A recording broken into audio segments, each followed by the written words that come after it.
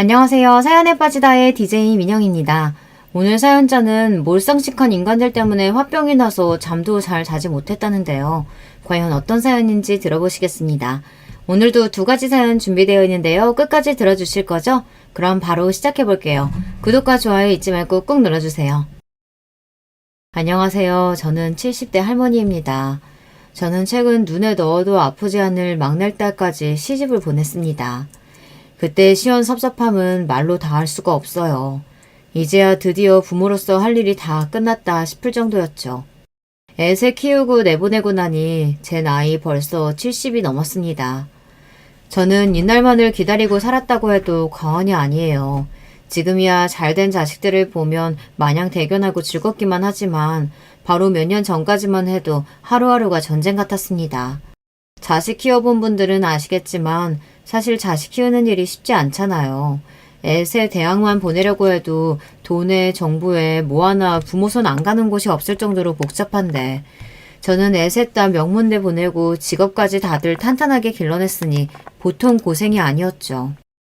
막내딸이 집에서 2시간 거리의 학교에 발령을 받아 독립을 시켜야 했어요. 자식이 셋이나 있어도 결혼 전까지는 다 데리고 살아서 그런지 막내가 이렇게 빨리 독립하게 될 줄은 몰랐습니다. 더군다나 늦게 낳은 막내라 그런지 더 내보내기 싫더라고요. 그때 처음으로 막내랑 제가 티격태격 좀 했습니다. 여자 혼자 살 집인데 이래저래 신중하게 생각하고 결정해야지. 무턱대고 지금 당장 아무 집이나 덥석 계약하겠다고 하면 어떡해.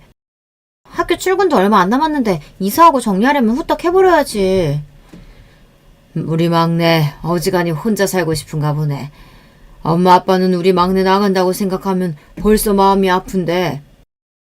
일밖에 모르던 남편도 늦게 본 막내딸에게는 아주 애지중지였어요. 첫째나 둘째 키울 때는 어떻게 크는지도 모를 정도로 바쁘게 지냈더니만 막내 키울 때는 본인이 재우고 먹이고 시키지 않아도 할 정도로 예뻐했죠. 그런 자식이 갑자기 독립하겠다고 하니 남편도 걱정되고 서운한가 봐요. 우리 이사할 때도 같이 안 다니더니만 막내 집 알아본다고 하니 출근까지 안 하고 따라다니더군요. 여기까지만 들으셔도 아시겠지만 저는 사실 평생 자식들 뒷바라지밖에 할 줄 모르는 전업주부였습니다. 제가 결혼했을 당시 남편은 시아버지에게 물려받은 사업을 공부하느라 집안일에는 일절 신경을 쓸 수가 없었어요. 그러다 보니 육아와 집안일은 모두 다 제 차지였어요. 더군다나 당시에는 시부모님과 같은 아파트에 살 때라 애들에 관해서는 웬만하면 다 시어머니에게 일일이 보고를 해야 할 때였죠. 어느 정도였냐면 애 학교 성적이나 학원 일정도 시어머니와 모두 다 공유해야 했어요. 어머, 이게 뭐야? 수학 70점? 너는 애가 시험을 이따위로 봤는데 아직도 학원 안 옮기고 뭐 했어? 지금 당장 다니는 학원 그만두고 다시 알아봐라. 당시에 큰딸이 고작 국민학생이었어요. 제가 태평한 건지 몰라도 시험이야 잘 볼 때도 있고 못 볼 때도 있는 거지. 그 정도로 학원을 옮겨야 한다고 생각하지는 않았습니다. 어머님도 참 중요한 시험도 아니고 그냥 쪽지 시험 본 건데 이 정도로 무슨 학원을 옮겨요. 얘 봐라 얘 봐. 네가 그렇게 태평하게 구니까 애가 70점 맞은 시험지를 창피한지도 모르고 버젓이 책상 위에 올려둔 거 아니야? 우리 아들은 지금까지 살면서 70점이라는 점수를 받아본 적이 없어. 시어머니는 애가 공부를 잘하는 것도 못하는 것도 다 엄마 책임이라고 하셨습니다. 너는 남편이 벌어다주는 돈으로 편하게 집에서 애만 키우면서도 그렇게 아무 생각이 없으면 어떡하니? 안 되겠다. 내가 너 어릴 때 공부 좀 했다고 해서 어련히 알아서 하겠지 했는데 큰일 날 뻔했다. 그때부터 시어머니의 간섭이 더 심해졌어요. 사실 며느리 입장에서는 사소한 잔소리 하나만 들어도 신경이 쓰이고 눈치 보이는 법인데 자식들 일까지 일일이 참견하시니 보통 힘든 게 아니었어요. 그래도 그나마 저는 운이 좋은 편이에요. 경제적으로는 부족한 것 없이 오롯이 아이들만 신경 쓰면 됐으니까요. 저희 시부모님은 워낙 교육에 관심이 많은 편이라 아이들 일을 하면 경제적인 지원을 전혀 아끼지 않으셨어요. 애들 한창 키울 때 한 번은 이런 적이 있었습니다. 큰애가 수학 학원만으로는 성적을 유지하기 힘들다고 과외를 알아봐달라고 했어요. 그런데 살짝 고민이 되더라고요. 국민학교 때라 피아노에 태권도에 다른 학원도 많이 다니고 있는데 과외까지 시키려면 예체능 중 하나를 끊어야 하나 싶었거든요. 그런데 시어머니께서 마침 그런 제 마음을 아셨는지 단번에 제게 애들 학원 끊을 생각하지 말라고 당부하셨습니다. 괜히 몇 푼 아끼겠다고 애들 아끼니 운동이니 끊을 생각하지 말아라. 어릴 때 경험이 나중에 커서 다 나오는 거야. 더군다나 사람이 공부만 하고 취미생활 하나 없으면 그것처럼 빈해 보이는 게 없어. 내 말 명심해라. 아직 국민학생인데 하루 종일 학원만 가느라 애가 너무 지치는 것 같아서요. 운동하는 건 워낙 안 좋아하니까 태권도라도 좀 빼줄까 봐요. 너는 지금 남의 자식 얘기하니? 엄마가 돼서는 하는 소리 좀 봐라. 여자애들 고학년 되면 앉아만 있으려고 해서 살찌기 딱 좋아. 그나마 하는 운동이라고는 태권도밖에 없는데 돈을 줘서라도 시켜야지. 시어머니의 교육 철학은 확고했어요. 공부면 공부, 운동이면 운동, 거기에 취미생활까지 뭐 하나 부족한 것 없이 완벽하게 균형을 이룰 수 있는 아이로 키우게 하려고 하셨습니다. 당신이 자식들에게 해서 성공했던 방법대로 저도 제 자식들에게 똑같이 시키기를 바라셨습니다. 시어머니뿐만이 아니라 시아버지까지 두 분 다 엄격하셔서 결혼하고 나서부터는 평생 시부모님 눈치를 안 볼 수가 없었어요. 그래도 시부모님께 배운 것도 많고 도움받은 일도 많다 보니 저는 시부모님을 존경했습니다. 저희 친정부모님은 자식들에게 해준 것도 없으면서 평생 사고만 치고 바라시기만 하는 분들이라 비교가 많이 됐거든요. 저는 그나마 공부를 잘해서 장학금으로 대학까지 졸업했지만 제 동생 중에는 고등학교도 제대로 졸업한 애가 없어요. 그나마 저라도 대학 나와 이름 있는 대기업이라도 들어가서 시집 오기 전까지 평생 가장으로 산 덕분에 동생들도 사람 구실하고 살 수는 있었습니다. 만약 저마저 별 볼 일 없었다면 우리 집은 답이 없었을 거예요. 어릴 때 기억은 이제 가물가물하지만 한 가지 똑똑히 기억나는 일이 있어요. 저랑 제 동생이 학교 다닐 때인데 육성회비가 아마 600원 정도였을 거예요. 그날 육성회비를 내야 하는 날이었는데 어머니가 1,000원을 제 손에 쥐어주시더니 말도 안 되는 소리를 하셨어요. 그래, 네가 오늘 학교 선생님한테 가서 둘이나 학교 같이 다니니까 육성회비 좀 깎아달라고 해. 엄마 1,000원밖에 없어. 저는 아직도 그때만 생각하면 얼굴이 화끈거려요. 학교가 시장통도 아니고 어떻게 애더러 육성회비를 깎아서 내라는 소리를 할 수가 있을까요? 엄마, 그게 말이 되는 소리야? 학교에서 누가 육성회비를 깎아줘. 이상한 소리 하지 말고 빨리 200원 더 줘. 어디서 그런 용기가 났는지 저는 눈을 크게 부라리고는 어머니께 반항했습니다.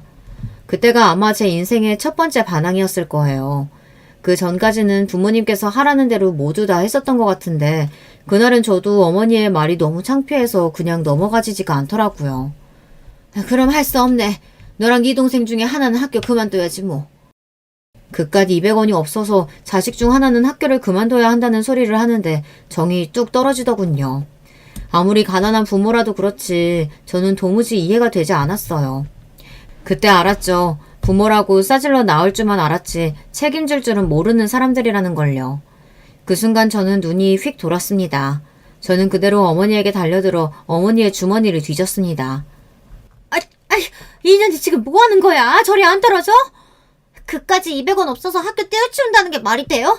빨리 돈 줘요. 없으면 꺼져라도 내놔요. 저도 저였지만 혹여나 동생이 이 모습을 볼까봐 걱정돼서 저는 한시라도 빨리 제 손에서 해결하려고 어머니를 닥달했습니다. 아이고, 이년이 눈깔이 돌았네 돌았어. 아휴, 알았다 이년아. 학교 열심히 다녀서 어디 부모 호강시켜주나 보자. 어머니는 그제야 옷정 안에서 꺼낸 돈을 제 얼굴에 던졌어요. 그 순간 저도 모르게 울컥해서 눈물이 다 나더라고요. 없는 것도 아니고 뻔히 있으면서 자식한테 그런 망신을 주려고 할 수 있는지 아무리 생각해도 이해가 되질 않았습니다. 부모라고 이미 오만 정이란 정은 다 떨어져서 말도 섞고 싶지 않았지만 그래도 어쩌겠어요. 그래도 저나 동생들을 낳아준 부모이니 인연을 끊을 수는 없었죠. 그날 이후 저는 악착같이 공부했던 것 같아요. 어머니 말대로 부모님 호강시켜주겠다거나 그런 건 절대 아니었고 오롯이 저와 동생들을 위해서였습니다. 이런 집구석에서 내가 살 방법은 공부밖에 없겠구나 싶어서요. 그런 집구석에서 평생 살았으니 시부모님이 제게 무슨 구박을 하셔도 저는 시부모님이 싫지 않았습니다. 세상엔 낳기만 했지 부모 노릇도 해주지 않는 부모들도 허다하니까요. 그래서 결혼도 남편이랑 한 거예요. 사실 남편이 저보다 나이가 9살이나 많습니다. 더군다나 남편은 저랑 결혼하기 전에 이미 한 번 결혼을 했어요. 시부모님이 정략적으로 맺어준 사이였다는데 얼마 안 살고 여자가 나가버렸다고 하더라고요. 그럴만해요. 저희 집안이야 워낙 가진 거 없는 집안이라 남편 재력만 보고 재취 자리라도 홀라당 시집와서 살고야 했지만 우리 시댁이 웬만한 집 귀한 여식이 참고 살 만한 집안은 아니에요. 시부모님이 보통이 아니시긴 하거든요. 그런 분들이 이혼한 아들을 그냥 둘 수 없으니 바로 재혼을 시키겠다고 여기저기 손을 보게 했는데 그때 남편이 원하지 않았대요. 한번 실패했으니 다시 또 정략적으로 결혼하고 싶지는 않았던 거죠. 그러던 중 저와 만난 거예요. 저와 남편은 제 친구의 결혼식에서 만나게 됐습니다. 제 친구가 다니던 식장이 바로 시부모님이 운영하시던 회사라 회사 직원들이 다 결혼식에 왔었는데요. 그 자리에서 남편이 저에게 첫눈에 반해 친구들끼리 하는 필요한 자리까지 따라왔더라고요. 직장 상사이면서도 말이죠. 그날 이후 남편이 저에게 적극적으로 구애한 덕분에 저와 남편은 결혼을 하게 되었습니다. 처음엔 저도 남편이 나이도 많고 이혼한 경력도 있다고 해서 결혼까지는 망설여지기는 했었어요. 그때는 남편이 워낙 저에게 공을 들일 때라 홀라당 넘어가고 말았습니다. 사실 그 시대에 서울에 40평대 아파트가 있다는데 어떻게 안 넘어갈 수 있겠어요. 지금 생각하면 그때 결혼 안 했으면 큰일 날 뻔했죠. 시부모님이야 평생 저에게 무섭게 구셨지만 남편 아니었으면 제 인생이 이렇게까지 바뀌지는 못했을 테니까요. 그러다 보니 시부모님이 아무리 간섭하시고 못살게 구셔도 저는 불만이 없었어요. 제 팔자에 이 정도로 살 수 있었던 건 다 시부모님 덕이었으니까요. 저희 시어머니는 저희 남편까지 해서 사남매 중 둘을 서울대에 보냈어요. 다른 자녀들은 외국에 유학까지 보냈습니다. 처음엔 제가 아무리 노력한다고 해서 시어머니처럼 할 수 있을까 믿지 않았습니다. 시어머니야 태생부터 부잣집에서 귀하게 자라신 분이라 그 세계를 잘 아시지만 저는 전혀 아니다 보니 시어머니가 시키는 대로 한다고 해서 제 자식들이 성공적으로 자라줄 거라 기대하지 않았거든요. 그런데 이게 하다 보니 되긴 하더라고요. 시어머니의 이야기대로 따라가다 보니 어느새 제가 낳은 자식들이 투자한 만큼 성과를 내기 시작하더라고요. 더군다나 자식 둘 결혼시킬 때도 시부모님이 아니었으면 쉽지 않았을 거예요. 애들 홍기가 찼을 때쯤 저도 나름대로 좋은 자리로 보내려고 생각은 하고 있었는데 막상 애들 결혼까지 관여하려고 드니 쉽지 않더라고요. 그런데 그때도 시부모님이 힘써주신 덕분에 큰애나 작은애나 다 좋은 혼처를 만나 시집 장가 가서 잘 살고 있어요. 남편은 본인이 부모님이 정해주신 결혼을 했다 한 번 실패한 경험이 있다 보니 아이들 결혼까지 시부모님이 왈가왈부하는 건 탐탁지 않아 했어요. 하지만 제 자식들은 남편과 달랐습니다. 워낙 공부하고 일하느라 연애할 시간이 없다 보니 오히려 시부모님이 만들어주신 선자리에 흔쾌히 나가서 결혼까지 골인했어요. 첫째, 둘째는 어릴 때부터 제가 크게 신경 쓸 때가 없긴 했습니다. 둘 다 욕심이 많은 편이라 주변에서 잔소리하지 않아도 둘 다 알아서 공부하고 진로도 정하고 했거든요. 그렇다 보니 저는 진심으로 시부모님께 너무 감사드려요. 둘째 결혼하자마자 시아버지가 돌아가셨고 첫째 손주가 돌잔치도 하기 전에 시어머니께서 돌아가셨어요. 남편한테 말은 안 했지만 저도 참 신기한 게 시부모님 돌아가셨을 때 저희 부모님 돌아가셨을 때보다 훨씬 더 많이 울었습니다. 그때 느낀 게 시부모님이 저에게 모질다면 모질고 엄하다면 엄하게 구셨지만 그래도 저희 친정 부모님보다는 저에게 있어서 여러 면에서 진짜 부모 같다고 생각해요. 더 존경하기도 했고요. 심지어 저희 친정 식구들도 인정할 정도였죠. 돌아가신 저희 친정아버지는 툭하면 저에게 시부모님께 잘하라고 하셨어요. 결혼 초에는 저도 어이가 없었던 게 시아버지께서 장남이시라 명절에 시댁 제사를 하면 손님들이 끝도 없이 왔습니다. 손님 접대를 하다 보면 명절 연휴 끝날 때까지 친정에 못 갈 수도 있었어요. 저는 일하는 게 너무 힘들어서 한시라도 빨리 친정에 가고 싶어 틈만 나면 어머니께 전화했어요. 빨리 집에 가고 싶다고요. 그러면 어머니가 하시는 말이 기가 막혔습니다. 시집 갔으면 출가 외인이지 친정에 오긴 뭘 와. 안 그래도 너희 시아버지가 명절이라고 집에 비싼 사고를 다 보내셨더라. 우리는 신경 쓰지 말고 시댁 제사나 잘 지내드려. 지금 같으면 신경 쓸 일도 아니지만 그때는 그 소리가 왜 그렇게 서운했는지 모르겠어요. 매일 시댁 옆에 살면서 시집살이 하느라 힘들어 죽겠는데 1년에 딱 2번 명절에 친정 가는 것도 못 가게 하니 서럽더라고요. 그런 마음에 하소연한 건데 믿었던 친정 엄마마저 시부모님 편을 드니 화가 나더군요. 언니는 그깟 사골 하나에 나를 팔기라도 했어? 하루 온종일 서서 설거지만 하는 통에 허리가 쑤셔서 죽겠는데 여기서 더 잘하기는 뭘 더 잘해요. 시부모님이나 남편에게 화가 나는 걸 저는 괜히 친정엄마에게 소리를 질렀습니다. 사골 이야기를 하는데 화가 불쑥 올라오더라고요. 아이고, 2년이 부잣집에 시집가서 호강하면서 살면서 그깟 설거지 좀 하는 게 대수라고 지랄이네 지랄이야. 오서방이 나이 많고 이혼 좀 했다고 괜히 그 앞에서 대접받으려고 하면 안 돼. 항상 네가 납작 엎드려서 잘해야지. 시부모님한테도 책 잡힐 일 만들지 말고. 저도 자식을 셋이나 낳고 나서야 생각해보니 당시에 친정 부모님도 제가 잘 살았으면 하는 마음에 그러셨는지도 모르겠다는 생각이 들어요. 엄연히 자기 뱃속으로 낳은 자식인데 부모님도 얼마나 제가 보고 싶었겠어요. 하지만 그때는 저도 못 모르던 시절이라 그런 부모님의 마음까지 헤아리지 못했습니다. 마냥 제 상황이 힘들고 안쓰러웠어요. 언니가 말 안 해도 워낙 내가 가진 게 없어서 시부모님 앞에만 서면 알아서 쪼그러들어서 할 말이 있어도 입도 제대로 못 대. 친정 부모님도 저에게 살가운 부모는 아니었지만 부모님에게 살갑지 못한 건 저도 마찬가지였습니다. 저도 부모님이 돌아가시기 전까지 돈이나 갖다 줄 줄 알았지 착한 딸은 아니었어요. 그래, 너도 이 가난한 부모가 창피하고 귀찮겠지. 그나마 너라도 팔자 폈으니 부모 생각하지 말고 네 자식들 생각해서 안 쫓겨나게 잘하고 살아. 악담인지 응원인지 모를 어머니의 말을 듣고 나면 저는 하루 종일 기분이 좋지 않았습니다. 하지만 그렇다고 해결되지 않을 일에 머리를 쥐어짜고 있을 시간이 제게는 없었어요. 다시 시어머니에게 끌려다니며 손님 대접을 마저 해야 하니까요. 그때까지만 해도 제 인생이 너무 고달프고 힘들어서 이 힘든 날이 언제쯤 끝날까 무서웠습니다. 그런데 끝이 오기는 하더군요. 매일 정신없이 애새 키우고 시집 장가 보내고 나니 어느새 저도 다 늙어 있었고 평생 제 옆에 계실 것만 같던 시부모님도 부모님도 모두 다 사라지고 없었어요. 이제 제 인생에도 조용한 휴식이 찾아오나 싶었는데 처음 말씀드린 대로 인생이라는 게 그렇게 호락호락하지 않더군요. 저에게는 아직 막내가 남아있었어요. 저나 남편이나 둘 다 늦게 낳은 막둥이라고 막내를 오냐오냐 키웠더니 애가 좀 소심하고 유약해요. 막내가 한참 공부할 때는 시어머니도 연세가 많이 드셔서 오늘 내일 하실 때라 애한테 관심이 없으셨어요.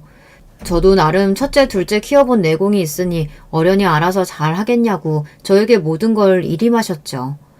그래도 그 내공으로 막내를 선생까지 만들어 놓기는 했어요. 그런데 저도 주변에 말은 안 했지만 그때까지 우여곡절이 많기는 했습니다. 막내는 애가 워낙 자기 주장이 약해요. 본인이 뭘 좋아하는지 뭘 하고 싶은지 대학 때까지도 일절 입 밖으로 내본 적이 없을 정도였죠. 항상 저나 남편이 시키는 대로 할 뿐이었어요. 특히나 수능 보고 대학 입시를 할 때는 심각했어요. 원서 넣기 전날까지 학교를 결정 못해서 우왕좌왕했습니다. 애를 정말 어쩌면 좋아. 아무리 성적 맞춰서 간다고 해도 기본적으로 뭘 배우고 싶은 건지 정도는 네가 결정해야지.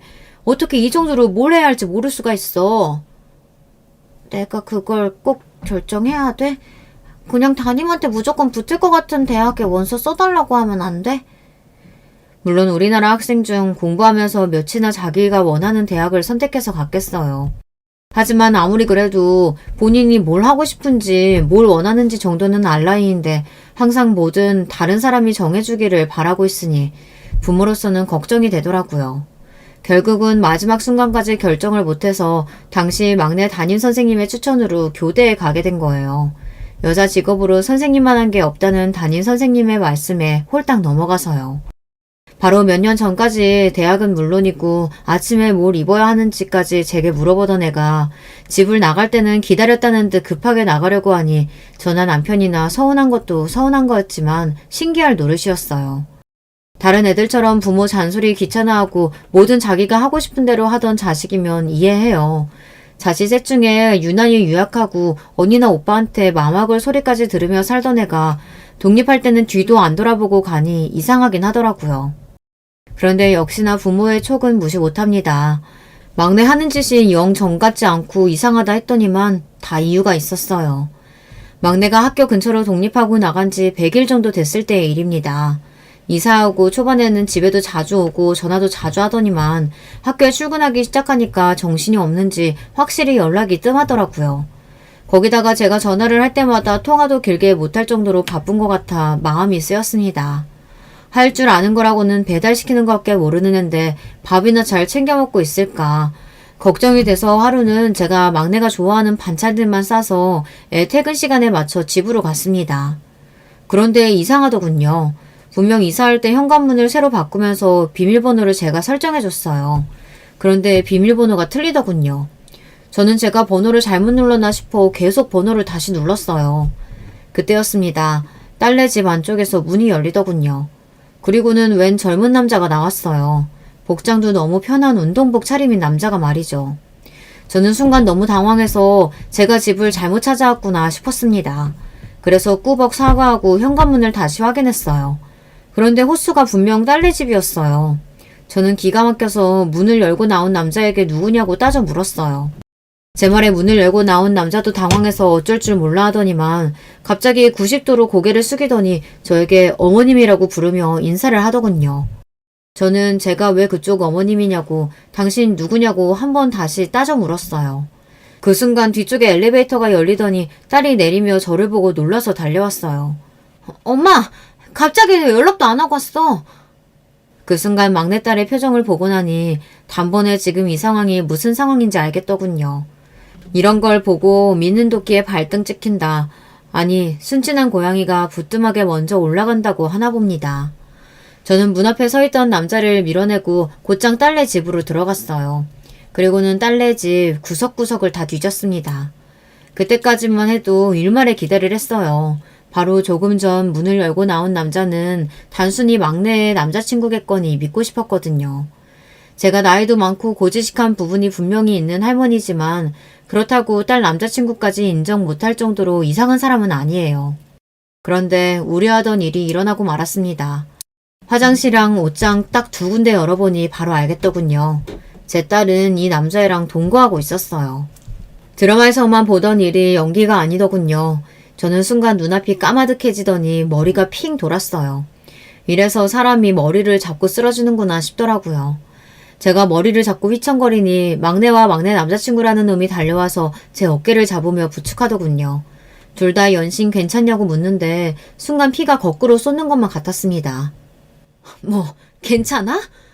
네가 엄마면 이 꼬락서니 보고 괜찮냐는 말이 나오겠니? 너 지금 이게 뭐하는 짓이야?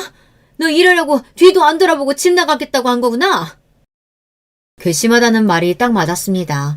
자식 새끼라고 곱게 키워놨더니만 이런 식으로 제 뒤통수를 칠 줄은 몰랐어요. 더군다나 딸년이 하는 말이 기가 막혔습니다. 엄마, 놀란 건 알겠는데 나도 벌써 30이 다 됐어.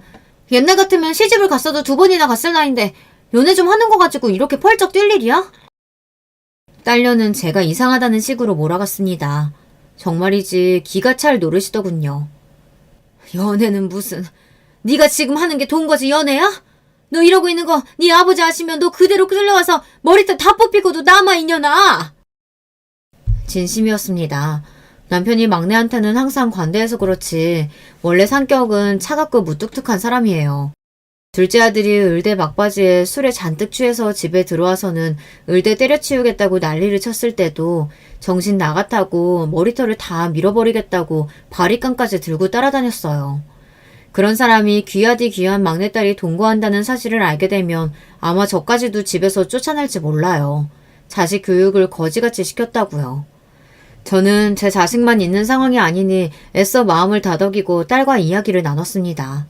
남자애가 마음이 약한지 제가 나타난 순간부터 바짝 쫄아서는 무릎까지 꿇고 바닥에 앉았더라고요. 그런데 저는 딸과 이야기를 나누면 나눌수록 더 혼란스러울 뿐이었어요. 막내딸의 남자친구라는 놈은 사윗감으로 빵점이었어요. 딸 대학 후배라는데 나이도 딸보다 2살이나 어린데다가 이제 막 군대 제대하고 나와서 아직 대학생이라네요. 제대하고 지낼 곳이 없어서 줄고 딸네 집에서 지냈나 보더라고요. 아무리 지낼 곳이 마땅치 않아도 그렇지 나의 더 어린 친구가 무작정 여자친구 집에 들어와서 살면 어떡해. 자네도 부모님이 계실 거 아니야? 저는 믿기지 않는 상황에 답답해서 소리를 좀 질렀습니다.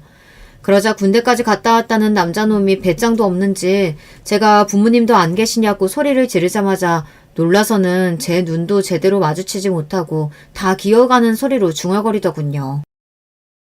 어머니께서 걱정하시는 거 잘 압니다. 그런데 저희 부모님이 지방에 계셔서 곧 올라오신다고 하셨으니까 부모님이 서울에 올라오시면 바로 나갈게요. 걱정하지 마세요. 하도 작은 소리로 중얼거려서 무슨 소리인가 했더니만 듣고 보니 잠깐만 딸네 집에서 지내다가 금방 나갈 생각이었다고 하더라고요. 남자의 부모님이 지방에 계셔서 군대 가기 전에는 지내던 집이 있었는데 군대 들어가면서 집을 내놓고 다녀온 상황이라 급하게 지낼 곳이 없었답니다. 마침 지방에 계시던 남자애네 부모가 곧 서울로 이사 올 예정이라 그 전까지만 여자친구인 딸네 집에서 지낼 예정이었대요. 저는 듣는 내내 한숨이 절로 나왔습니다. 제 딸이지만 너무 한심해서요. 배울 만큼 배우고 알 만큼 안다는 애가 저렇게 사리 분별을 못하나 싶어서요. 잠시도 그 집에 있고 싶지 않아서 반찬만 급하게 주고 집을 나왔습니다. 그러자 딸년이 눈치는 있는지 슬그머니 제 뒤를 따라 나오더군요. 어이구, 이 헛똑똑아. 그 나이에 할 짓이 없어서 군대 간 남자애나 기다리고 있고 참 잘한다, 잘해. 대학 때부터 만났는데 그럼 어떡해. 군대 간다고 헤어져? 딸과 딸 남자친구는 대학 때 만나 CC로 4년을 넘게 만났다네요. 제 속으로 낳은 자식이지만 정말이지 속을 모르겠습니다. 인연이 뭘 잘했다고 엄마 앞에서 큰 소리야? 너 엄마 말 명심해. 네 아빠 아는 날엔 너나 나나 그날로 이 집안에서 쫓겨나는 거야. 저놈 부모 서울에 올라오는 대로 바로 내보내. 안 그러면 나도 가만히 안 있어. 여러분께서 이런 상황이면 어떻게 하시겠어요? 물론 요즘 젊은 사람들은 다들 결혼하기 전에 남자랑 살아보고 결혼해야 한다고도 하지만 저는 옛날 사람이라 그런지 도무지 용납할 수가 없었습니다. 마음 같아서는 지금 당장 남자놈 머리끄댕이를 잡고 나가라고 내쫓고 싶었어요. 하지만 다 큰 딸년이 하는 일인데 제가 지금 당장 남자애를 집에서 끌어낸다고 한들 끌어내질 상황이 아니었습니다. 오히려 딸과 사이만 더 나빠질 뿐이었죠. 정신 똑바로 차려 이년아. 엄마 너 동거하는 거 절대 허락한 거 아니야. 그러니까 피임 잘하고 하루빨리 저 자식 내보내. 아유 엄마는 무슨 소리 하는 거야. 내가 알아서 할 테니까 걱정하지 마. 하고 싶은 말은 산더미처럼 많았지만 저는 애써 말을 아꼈습니다. 이미 딸이 괘씸할 만큼 괘씸하고 실망할 만큼 실망했지만 마지막 기대만큼은 버릴 수가 없었어요. 막내가 저와 남편 딸이 맞다면 그 정도로 머리가 나쁠 리가 없어요.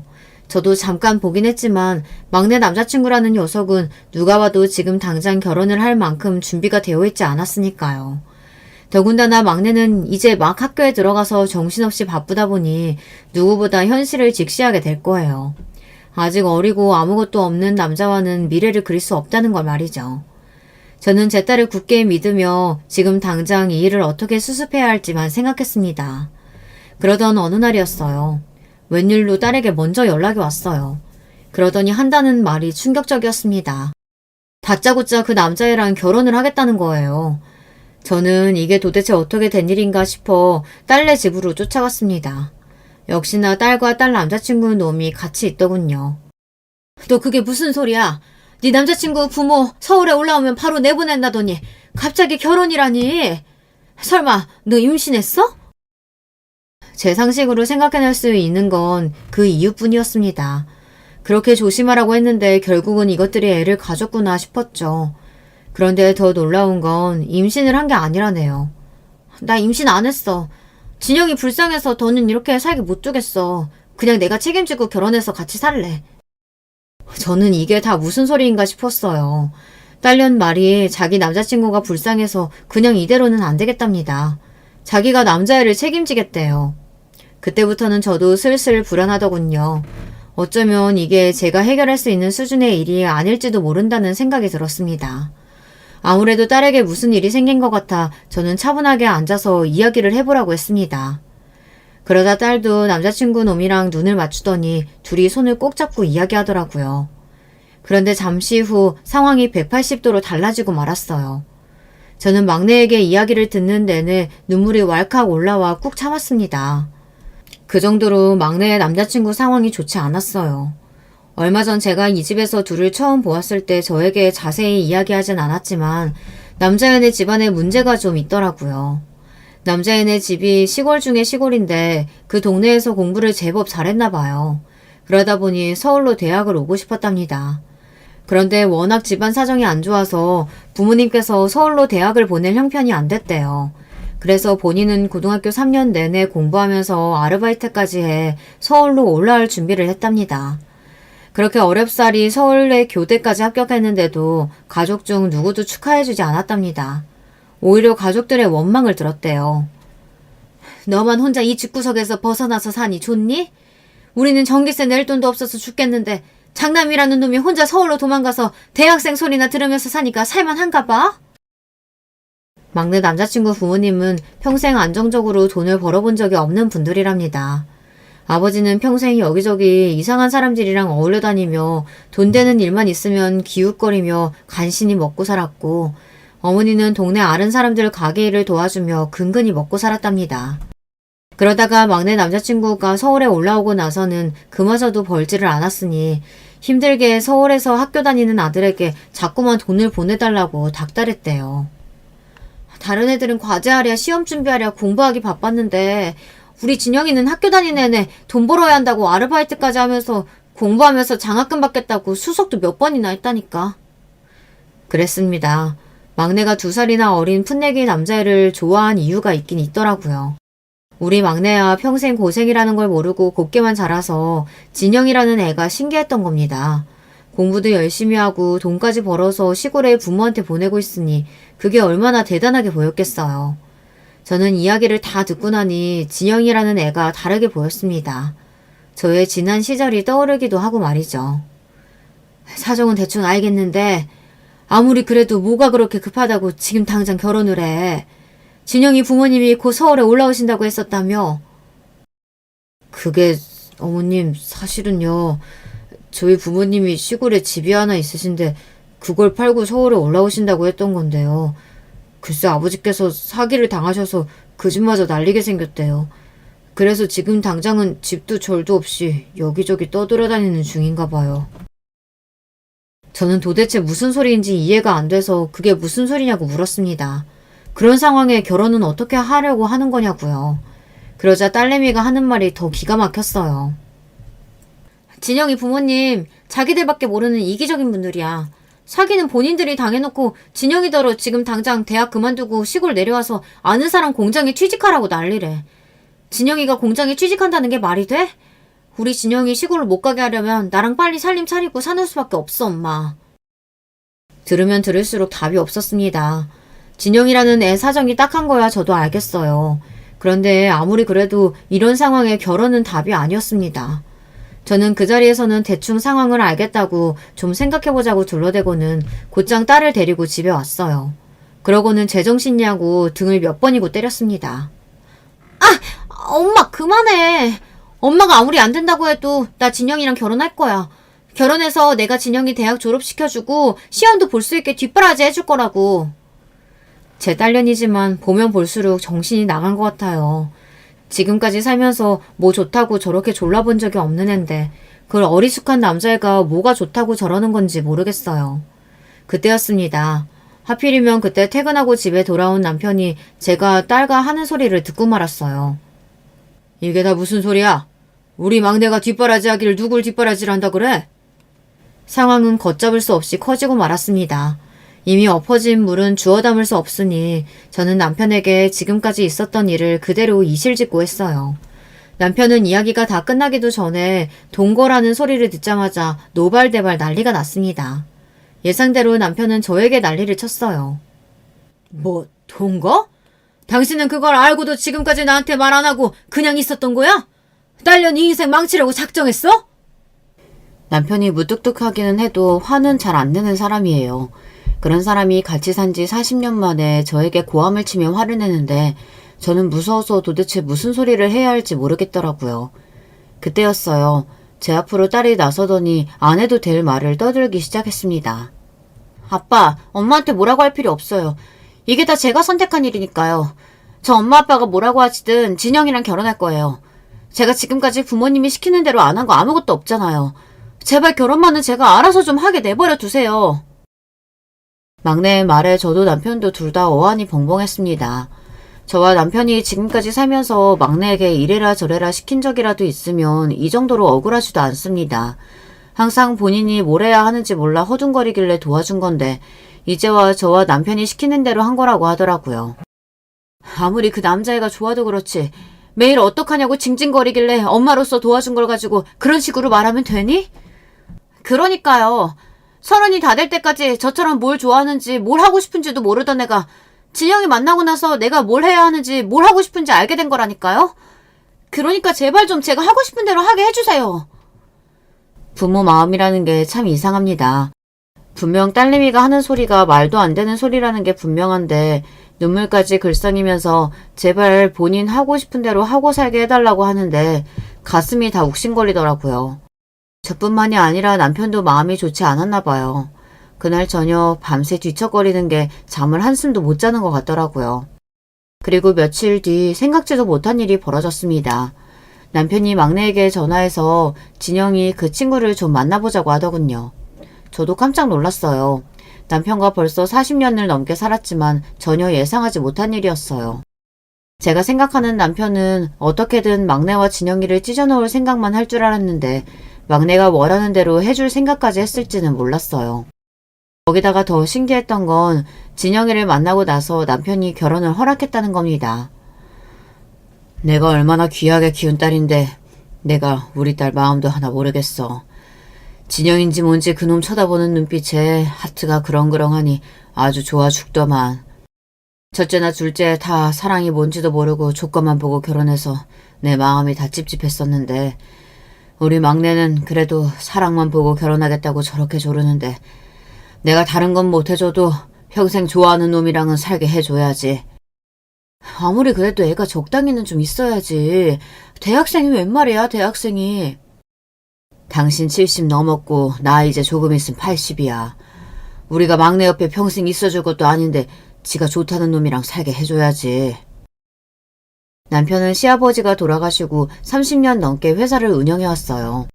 지금이야 전문 경영인한테 회사를 맡기고 크게 관여는 안 하고 있지만 그래도 아직 일주일에 2-3번 출근해서 공장도 둘러보고 회의에도 참석합니다.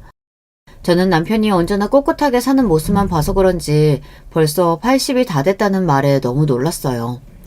남편 말이 맞습니다. 우리가 언제까지 딸 곁에 있어줄 수도 없는데 딸이 원하는 사람과 살 수 있게 도와주는 게 저와 남편의 남은 몫이라고 생각했어요. 그렇게 저희는 막내가 원하는 대로 결혼시켰습니다. 사실 자식을 둘이나 먼저 시집 장가 보내본 사람으로서 사실 막내딸 결혼은 반신반의하는 마음으로 시키기는 했어요. 사위도 어쩐지 어수룩해 보이는 게 영 믿음직스러워 보이지 않을 뿐더러 제일 마음에 걸리는 건 사돈이에요. 제가 지금까지 첫째, 둘째 결혼시키면서 사돈들을 많이 상대해봤지만 막내 된 사돈은 영 이상합니다. 결혼 준비하는 내내 사돈이랑 마음이 맞는 구석이라고는 하나도 없었어요. 선입견을 없이 보려고 해도 막내에게 들은 소리가 있어서 그런지 영 이상하더라고요. 집구석에 돈 없는 거야 진작 들어서 알고 있습니다. 그래서 애초에 결혼 준비부터 집까지 몽땅 다 저희가 준비하기로 했어요. 물론 저희가 다 했다고 해서 사돈 앞에서 생색낼 생각이 있었던 건 아니에요. 하지만 아무리 그래도 고마워하는 마음 정도는 있어야 하잖아요. 사돈은 고마워하는 마음은커녕 저희 집안이나 제 딸을 깎아내리기 바빴습니다. 아무리 요즘은 여자들이 날고 기는 시대라도 그렇지 여자애가 얼마나 우리 아들이 좋으면 친정 돈까지 끌어다가 결혼을 한답니까? 아유, 여자애가 부끄러운 줄도 모르고. 결혼식 직전까지 바깥사돈이 저런 소리를 해대는데 마음 같아서는 결혼이고 뭐고 다 뒤집어버리고 싶었어요. 하지만 어쩌겠어요. 우리 딸애가 진영이라면 아주 목을 매니 제가 참을 수밖에 없었습니다. 자식이라고 아주 원수가 따로 없었어요. 제 딸이 철딱선이라고는 없는 덕분에 진영이가 땡 잡은 거죠. 뭐 제 딸이 진영이 대학도 졸업시키고 이명 뒷바라지까지 한다는데 웬만한 부모보다 낫잖아요. 저라고 예비 사이가 마음에 들겠어요. 애가 착하고 똑똑하다는 거야 알지만 아무리 봐도 든든한 구석이라고는 조금도 없으니 영 불안했습니다. 나중에라도 저런 놈이랑 제 딸을 두고 제가 마음 편히 눈을 감을 수 있을까 싶더라고요. 그러다 보니 사돈이고 뭐고 말도 좋게 나가지를 않았어요. 역시나 사람은 하나를 보면 열을 아는 건데 처음부터 아니다 싶었을 때 결혼을 시키지 말았어야 했습니다.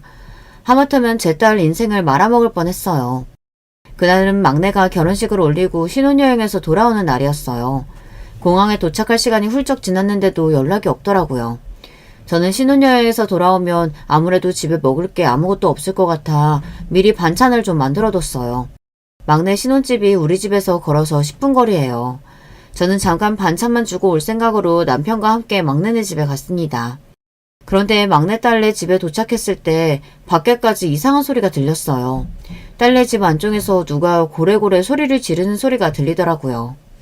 저와 남편은 놀라서 초인종을 눌렀습니다. 그때였어요. 안쪽에서 딸아이가 문을 열고 나오는데 저는 딸 얼굴을 보자마자 놀라서 뒷걸음질을 쳤어요. 지금까지 30년 가까이 막내를 키우면서 저나 남편이나 애 몸에 손댄 적이라고는 한 번도 없었어요. 그런데 결혼하고 신혼여행까지 다녀온 애 얼굴이 엉망이더라고요. 얼마나 울었는지 눈물이 범벅이 돼서는 얼굴에 멍까지 들었더라고요. 이게 무슨 일이야? 너 얼굴이 왜 이래? 저와 남편은 너무 화가 나서 그대로 집 안으로 들어갔습니다. 그 순간 별의별 생각이 다 들었어요. 멍청한 줄 알았던 사위놈이 혹시나 제 딸에게 손을 댄 건가 싶어 남편은 거실 바닥에 주저앉아 있는 사위놈 멱살을 잡았어요. 너 이 자식, 내 딸 얼굴 왜 저래? 네가 내 딸 저렇게 만든 거야? 그런데 남편 손에 의해 고개를 든 사위의 얼굴은 더 엉망이었습니다. 멍 정도가 아니라 피까지 흘리고 있더라고요. 그제야 정신을 차리고 주변을 둘러보니 사돈들이 집 안에 있었습니다. 심지어 무슨 일이 있었던 건지 거실 바닥에는 화분이 떨어져 있고 유리 파편이 널브러져 있었어요. 사돈 두 분이 여긴 어쩐 일이십니까? 그리고 도대체 이게 다 무슨 일이에요? 도저히 이성적인 판단이 안 되는 상황이었지만 남편은 애써 마음을 가다듬으며 사돈들에게 정중히 물었습니다. 그런데 그때였어요. 전혀 상식적이지 않는 사돈은 무식한 소리를 해댔습니다. 와, 세상 참 좋아졌네요. 친정부모가 설마 애들 신혼여행 왔다고 바로 쪼르르 보러 온 거예요? 사돈, 제가 이번 한 번만 말하는데요. 명심하세요. 아무리 세상 좋아졌어도 여자는 결혼하면 출가 외인이에요. 애가 얼마나 버르장머리 없이 컸으면 어른 무서운 줄 모르더군요. 앞으로 제가 이 집에서 지내면서 며느리 교육 좀 시킬 테니까 앞으로 사돈 두 분은 출가 외인한테는 신경 쓰지 마세요. 아시겠어요, 사돈?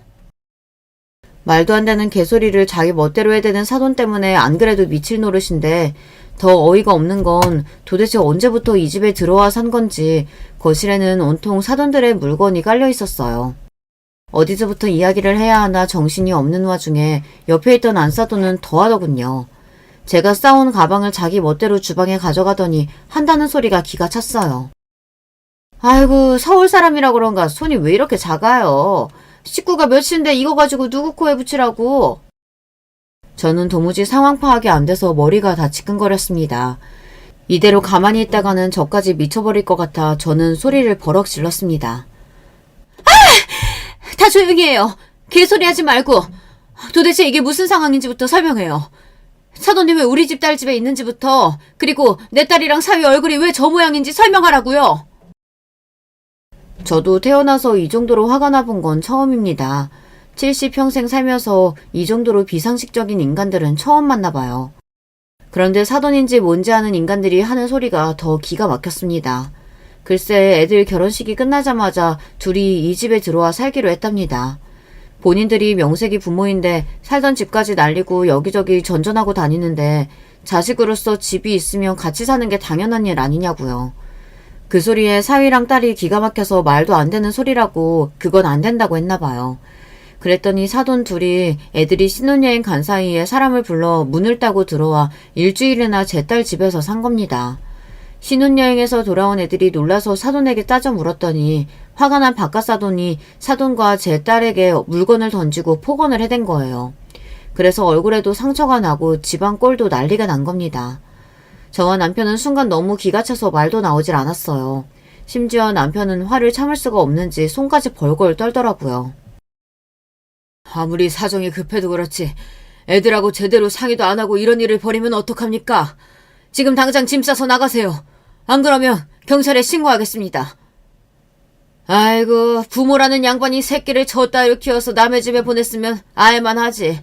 경찰 좋습니다. 신고하쇼. 우리나라 법에 자식이 사는 집에 부모가 들어왔다고 쫓아내도 되는 법이 있는지 한번 봅시다. 사돈은 뻔뻔함이 하늘을 찔렀습니다. 우리가 딸에게 사준 집에 무단으로 들어와 놓고 경찰에 신고를 하든 알아서 하래요. 이 인간들이 우리를 아주 물러보네. 이제부터는 당신들이랑 우리는 사돈도 뭣도 아무것도 아니야. 내가 몇 시간 내로 여기서 다 끌어낼 테니까 그런 줄 알아. 그렇게 딸을 데리고 나온 남편은 곧장 주변에 아는 법조계 지인들에게 모두 다 전화를 돌렸습니다. 남편과 친한 후배 아들이 현직 검사예요. 그 검사 말이 먼저 딸을 이혼시켜야 한답니다. 그래야 사돈을 법적으로 내쫓을 수 있다네요. 아니면 지금 당장 집을 부동산에 내놓으라고 했습니다. 내가 네 남편 웬만하면 참고 보듬고 살려고 했는데 더는 안 되겠다. 어차피 혼인신고도 안 했으니까 지금 당장 저지만 인간들 다 끌어내. 남편은 더는 참을 수 없다며 사위고 뭐고 다 쫓아내라고 했어요. 그게 우리 모두 사는 길이라고요. 그런데 그런 일을 겪고도 아직 정신을 못 차렸는지 막내는 절대 자기 남편하고는 못 헤어진답니다. 아빠도 엄마도 우리 진영이 얼굴 봤잖아. 우리 진영이는 잘못 없어요. 나는 절대 우리 진영이 저런 사람들하고 사는 꼴 못 봐. 엄마 아빠가 제발 우리 진영이 좀 구해줘. 얼굴에 멍까지 들어서 질질 짜는 딸려는 얼굴에 보는데 저도 남편도 한숨이 나와 무슨 말을 할 수가 없었습니다. 저와 남편은 도저히 이 답답한 마음을 어디 말할 데가 없어 사연까지 보내게 됐어요. 제 이야기를 끝까지 들어주신 여러분께서 저희가 어떻게 하면 좋을지 의견을 좀 주세요. 저와 남편은 무조건 딸과 사위를 헤어지게 하고 딸이 다시 시작하는 게 맞다고 생각해요. 그 일이 있은 지 벌써 한 달이 지났는데도 아직도 제 딸 집에 그 인간들이 있어요. 부동산에서 집을 보러 오는데도 문을 꽁꽁 잠그고 열어주지 않습니다. 사위와 딸은 멀쩡한 집 놔두고 우리 집에 와서 지내고 있어요. 남편은 지금이라도 당장 아는 경찰들을 보내서 집안에서 끌어내겠다고 난리지만 제가 애써 말리고 있습니다. 법대로 하는 것도 좋지만 강제적인 것보다 좋은 방법이 있지 않을까 싶어서요. 남편은 사위를 보기만 하면 못 잡아먹어서 안달이에요. 저는 사실 사위도 안쓰러워요. 지금까지 돈으로 안 되는 일이라고는 모르고 살다가 무식하고 괴물 같은 인간들에게 걸려드니 도저히 방법을 모르겠습니다. 현명하신 여러분들의 의견 댓글로 달아주시면 하나하나 다 읽고 참고하도록 하겠습니다. 끝까지 저의 이야기 들어주셔서 감사해요. 여러분의 가정에는 저희와 달리 항상 즐거운 일만 가득하시길 바라겠습니다. 여러분, 두 번째 사연 시작하기 전에 좋아요, 구독 꼭 눌러주실 거죠? 그럼 두 번째 사연 바로 시작합니다. 안녕하세요. 저는 서울 강북구에 살고 있는 여자예요. 저는 30대 초반에 2살 연상의 남편을 만났어요. 장거리 연애였지만 서로에 대한 애정 하나로 의지하며 버티면서 그렇게 사랑을 쌓아갔어요. 솔직히 말해서 불같은 사랑은 아니었습니다. 일단 저는 그랬어요. 그런데 이제 나이도 있었고 직장 생활의 반복에도 염증을 느끼고 있었던 터라 아주 열정적인 사랑의 감정은 아니더라도 결혼을 자연스레 떠올리게 된 것이었죠. 굉장히 타오르는 사랑이 아니더라도 무난한 마음을 가지고 결혼하는 것이 괜찮을 거라고 생각했어요. 제가 아니랬던 것 같네요. 저희가 결혼을 결심하고 있을 시기에 결혼식이 열렸어요. 저희 부부 결혼식은 아니었고요. 아주버님과 형님 결혼식이었네요. 두 분은 자녀도 2명 있었고요. 진작에 부부 사이셨지만 여러 가지 상황상 결혼식을 못 올리고 사셔서 계속 미뤄진 거라고 하더라고요. 오빠, 난 여태까지 오빠가 형 있고 형수님 있고 조카들 있고 딱 이렇게만 말해서 그냥 그런가 보다 했었는데 아직 결혼식을 두 분이 안 올리고 사신 거였어? 아무래도 경제적인 요건 때문에 미루신 게 아닐까 싶은데 맞아? 형제끼리 아주 살가운 사이는 아니다 보니까 내가 굳이 이런저런 얘기는 안 했나 보네. 네가 한 짐작이 맞아. 원래 예전에 결혼식 진작 올렸어야 했는데 그때 돈 문제가 생겨서 좀 복잡했거든. 저는 대수롭지 않게 여기면서 아주버님과 형님의 결혼식을 축하해 줬습니다. 남편과 결혼을 약속한 이상 저도 이미 그때부터 사실상의 집안 일원이나 다름없었기 때문에 당연히 현장에 참석을 했었고요. 식장은 경기도 안양에 있는 연식이 좀 된 곳이었어요. 특이한 건 신부 측, 그러니까 저의 형님 되시는 분의 하객들이 되게 많았다는 점이었네요. 형님은 인상이 무척 단아하고 차분해 보이는 분이셨습니다. 아주버님은 수더분하고 무난하게 생기신 분이었고요. 그런데 저는 그날 조금 의아한 장면을 목격했습니다. 결혼식의 모든 순서가 끝나고 나서 남편이 아주버님을 향해 뭐라고 말을 하던 모습이었죠. 형, 내가 바짓단은 통을 좁게 잡는 걸로 하면 안 된다고 했지? 내가 분명히 마지막에도 그렇게 조언 줬던 것 같은데 오늘 꼬라지가 이게 뭐야? 아래가 쫄바지가 돼서 행색이 우스워졌잖아. 저는 남편이 아주버님에게 그런 식으로 말을 하는 걸 듣고 고개를 갸웃했지요. 아까 분명히 남편은 자기 입으로 형제끼리 살가운 사이는 아니라고 했었거든요. 하지만 결혼식 예복의 모양새까지 참견하고 지적하는 걸로 봐서는 제법 가까워 보였습니다. 남편의 말만 보자면 형제끼리 장난스럽게 충고할 수 있는 내용 같았지만 저는 다음 순간 아주버님께서 굉장히 우물쭈물 난처한 기색이 되어버린 걸 보고 조금 놀랐어요. 아니, 난 정말로 통을 넉넉하게 잡은 바지로 입어왔었고 그걸로 최종 결정했었는데 오늘 당일에 옷이 잘못 도착한 거야. 그래서 이걸 입을 수밖에 없었어. 애초에 형이 멍청하다는 걸 티를 냈기 때문에 이렇게 된 거야. 호구같이 어리버리하게 행동을 하니까 얕보이고 업체한테 뒤통수 맞은 거라고. 어? 아유, 어떻게 눈치까지 이렇게 없을 수가 있냐? 보는 사람 답답하고 환장하게 만드는 거 알아? 그러게. 생각해보니까 그런가 보다. 미안하게 됐네.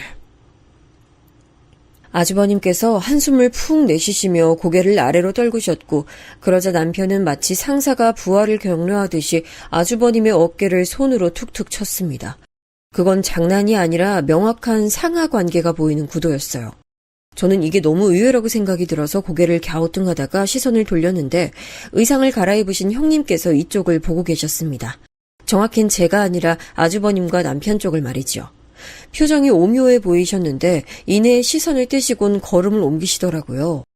전 남편에게 이런 것에 대해 물어볼 틈도 없이 시부모님께 인사를 가야 했어요. 결혼을 앞둔 입장이었으니 이런 자리에서 무조건 인사를 드려야 했으니까요. 남편이랑 둘이 팔짱을 끼고 가서 시부모님께 인사를 드렸는데요. 잘 차려입으신 두 분을 뵈니까 오히려 연세 있으시다는 게 확 느껴지더라고요. 세련된 느낌이 전혀 들지 않고 중후한 멋만 느껴져서 그랬던 듯 싶네요. 그래, 우리 대준이하고 세아가 둘이 아주 잘 어울리는구나. 너희도 아이를 둘 정도는 낳고서 그렇게 가정을 꾸려서 살면 좋겠어. 아버지, 저희는 많으면 둘 낳을 건데 혹시 하나만 낳고 살 수도 있어요. 머릿수가 중요한 게 아니라 하나를 낳아서 키우더라도 해줄 수 있는 지원을 자식에게 다 해주는 게 중요하다고 저희는 생각하거든요.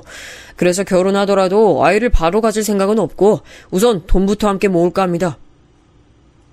시아버지께서는 너털 웃음을 터뜨리셨는데 옆에 계신 시어머니께서는 그저 어색하게 한쪽 입꼬리만 올리시는 게 전부였어요. 저는 그때 생각했죠. 선입견일 수도 있지만 아들만 둘을 둔 엄마라면 분명히 자식 장가를 보내면서 며느리에 대한 반발심이나 질투심 같은 게 있을 법도 한데 시어머니께서는 그런 게 없으신 듯했고 왠지 모르게 거리감을 두고 계시는 것 같아서 살짝 독특하다고 여겼습니다. 오빠, 혹시 어머님하고 서먹서먹해? 그렇지 않고서야 어머님이 나한테 따로 말씀 주시는 것도 없고 며느리를 아예 견제 안 하신다는 게 아무래도 말이 안 돼. 에이, 서먹서먹하기는 딱히 애정이 넘치고 서글서글한 관계가 아닐 뿐이지 그렇다고 해서 서먹서먹하다거나 하진 않아. 그럼 아주버님하고는? 둘이서 사이가 먼 형제일 줄로 생각했는데 예식장에서 보니까 둘이서만 대화를 잘 나누더라. 아무리 그래도 형제인데 남보다야 친하니까. 우리 형이 생긴 건 목석같이 그렇게 생겼어도 마음이 여리고 머리는 바보야. 그래서 내가 비록 동생의 입장이긴 해도 형을 잘 챙겨줘야 돼.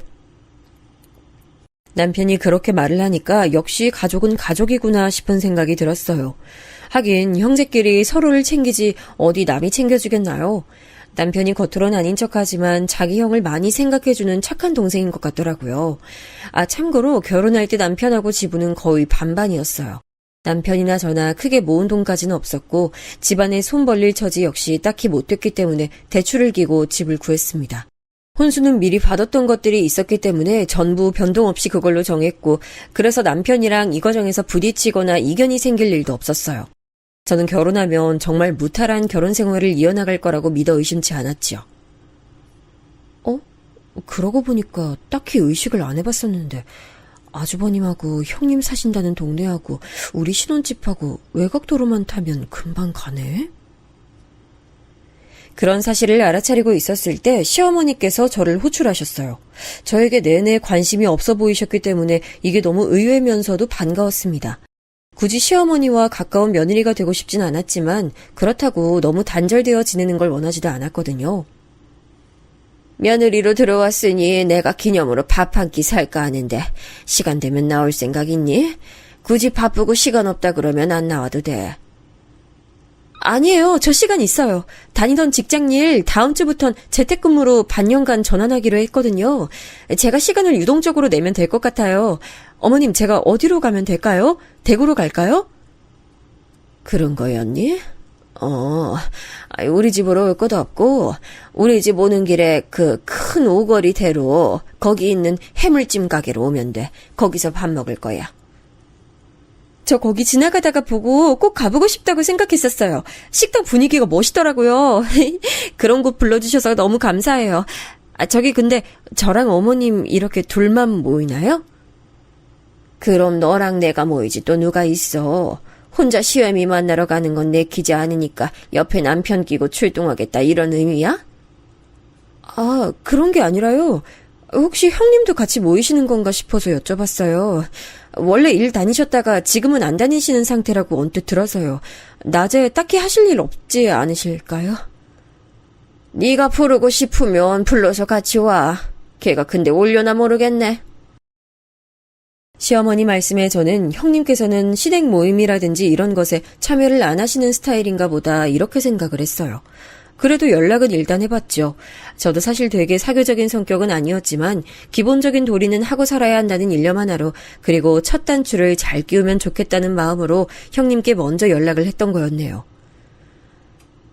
형님, 다음 주에 어머님이 밥 사주신다고 하는데요. 형님도 같이 자리하시면 좋을 것 같아서 연락드렸어요. 낮에 시간 괜찮으세요? 아니야, 나는 그때 시간이 안 될 것 같아. 동서는 어머님하고 밥 맛있게 먹어. 물어봐준 건 정말 고마워. 네? 그러시구나. 알겠습니다. 혹시 그래도 시간 나시면 알려주세요. 어머님 빼고 저랑 둘이 만나고 싶다 하셔도 저 환영이에요. 형님께서 너무 단조로운 말투로 거절을 하셔서 제가 되게 무안함을 느꼈습니다. 괜히 마지막에 너무 저자세로 인사까지 남겼나 싶고 조금 찜찜한 마음을 안고 시어머니를 만났던 날이었습니다. 이런저런 대화를 나누던 와중에 제가 놀라운 사실을 알게 됐어요. 아주버님과 남편 형제 나이에 비해서 시부모님의 연세가 그 시대 분들 치고는 좀 많으시다. 출산을 늦게 하셨다. 이런 생각만 어렴풋이 가지고 있었는데 거기에 비밀이 있었더라고요. 너도 살다 보면 알게 되지 않을까 싶어서 내가 그냥 지금 말을 해주자면 난 내 아들들 생모가 아니야. 네? 그게 무슨 말씀이세요? 그럼 어머님께서 낳으신 자식들이 아니란 거예요? 그래.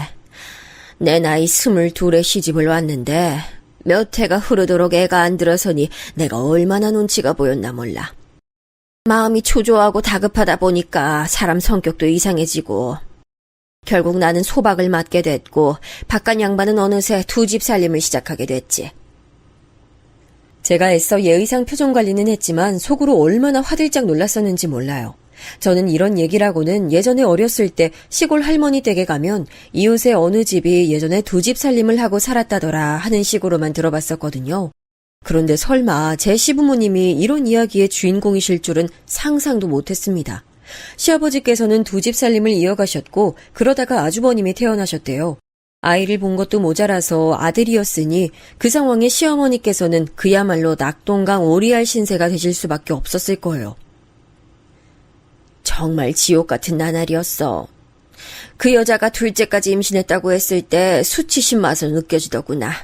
여자로서의 내 삶이 끝나버린 거라는 생각도 들었고 확 그냥 혀를 깨물고 이 세상에서 사라져버릴까 생각했지. 말씀 들어보니까 그 둘째가 바로 제 남편인 거잖아요. 실례지만 그럼 아주버님과 제 남편 생모께서는 어디로 가셨어요? 그게 참... 별별 일이 다 있더라. 둘째를 출산한 직후에 그 여자가 후유증으로 세상을 떠났어.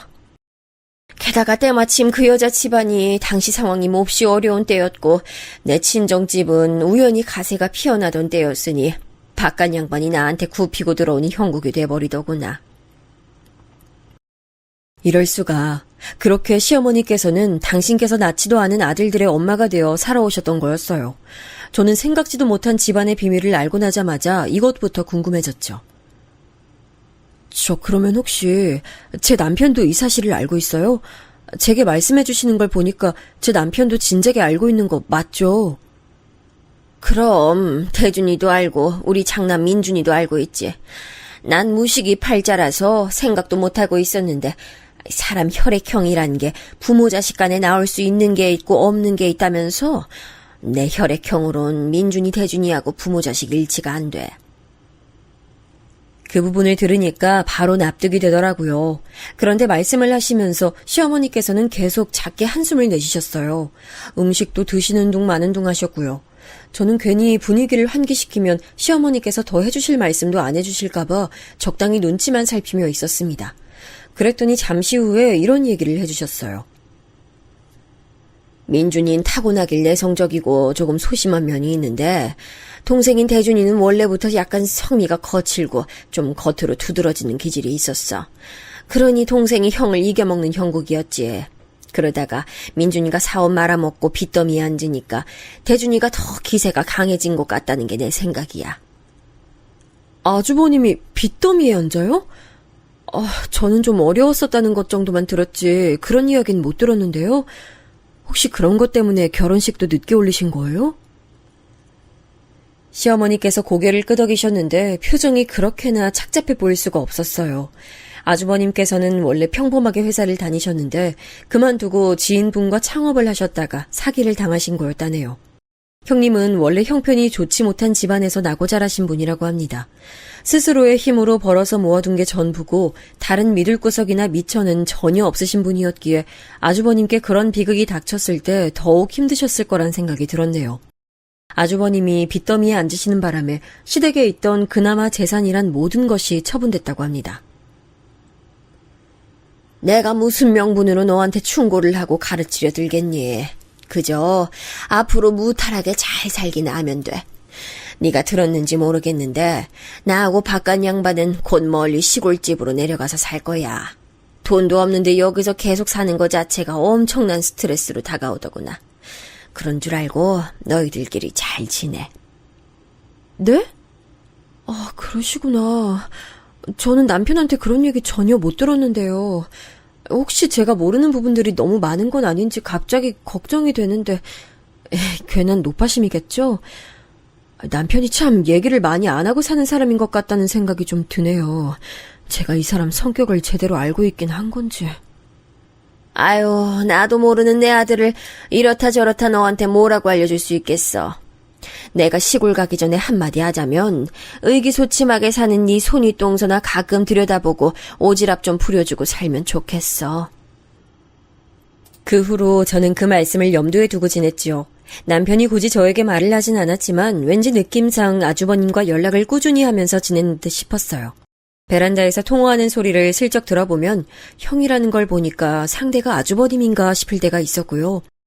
그러면서 저는 자연스레 형님을 떠올리게 됐습니다. 제가 교류해야 될 시댁 사람이 있다면 그건 바로 형님이었으니까요. 괜히 형님께 안부 문자를 남기던 저는 어느 오후에 카페를 나가던 길에 문득 전화를 걸어봤어요. 혹시 커피 드시겠냐고 여쭸더니 예상외로 그러겠다는 답변이 돌아온 거예요. 그래서 카페에서 만나게 됐죠.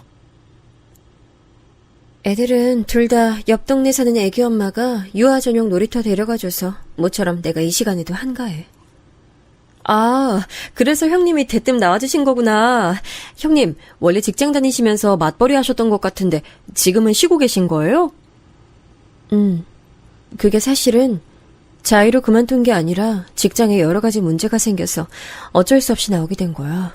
그런 와중에 몸이 너무 안 좋아서 참다 병원 가봤더니 갑상샘에 문제가 있다네.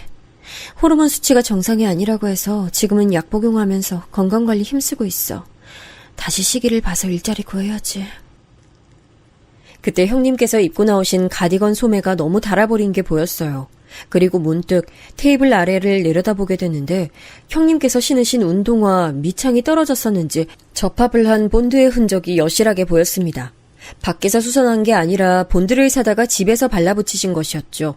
빚더미에 앉으셨다가 시부모님의 희생으로 그나마 숨통 트이고 사시는 것이니 사시는 형편이 어렵다는 건 진작에 알고 있었습니다. 그러나 아는 것과 눈으로 보는 건 천지 차이였어요. 저는 괜스레 숙연해질 것 같아서 주제를 바꿨죠. 전에 결혼식 때 너무 예쁘셨다는 등 밝은 이야기를 해보려고 했는데 형님 표정이 이내 또 어두워지는 것이 아니겠어요. 알고 보니까 그날 형님 측으로 온 하객들이 문제였나 봐요. 세상엔 왜 이렇게 나를 힘들게 하는 종자들이 가득할까? 부르지도 않은 오만 친척들이 결혼식장에 다 집결했더라. 나 결혼식 올리는 건 대체 어떻게 알았는지 모르겠어.